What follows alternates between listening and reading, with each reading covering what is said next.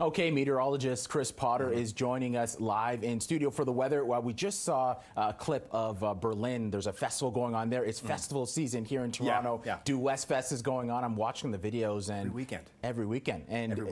We want to be outside. We're wondering what the weather's going to be like. Yeah, and this weekend actually shaped up to be great, if you didn't mind the haze. And I mean, it was hazy. Obviously, it was a situation with reduced air quality, especially on Friday. It did get a whole lot better as we got into the weekend, and that air quality health index went down.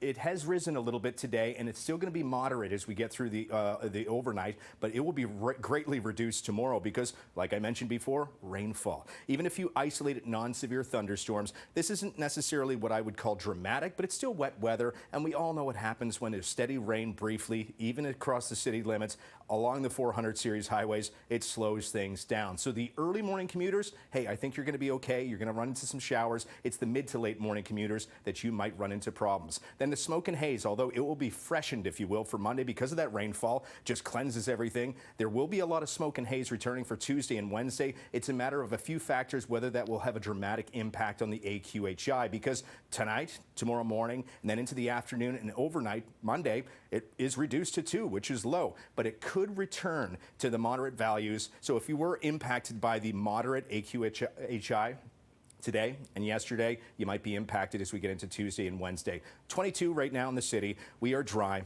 There was a system traveling south of the lower Great Lakes, literally just clipped Niagara, but the upper winds will start to steer some of that cloud back in towards the GTA and a few spotty showers through the overnight. But you look to our west, that's our next system. That next system will be starting to move on in as we get through the morning hours. Early morning, like I said, will be dry but cloudy, kind of damp in some areas. Then the showers start to become more organized, more widespread rainfall. I don't think that it's going to be heavy here in the city, but it might be across the Kawarthas and into eastern Ontario, especially as we get into the late afternoon.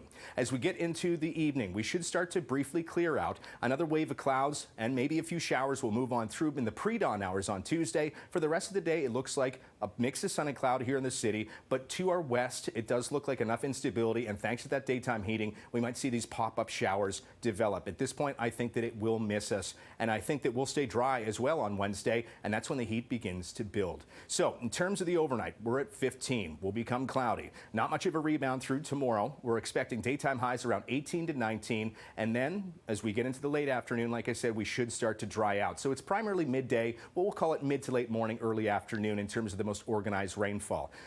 Once we get into Tuesday, 22, 27 for us on Wednesday. Once we get into Thursday, highs around 23, and Wednesday, those showers, there will be to our north. Once we get into Friday, have highs around 20, 19 for us on Saturday, and 21 on your Sunday.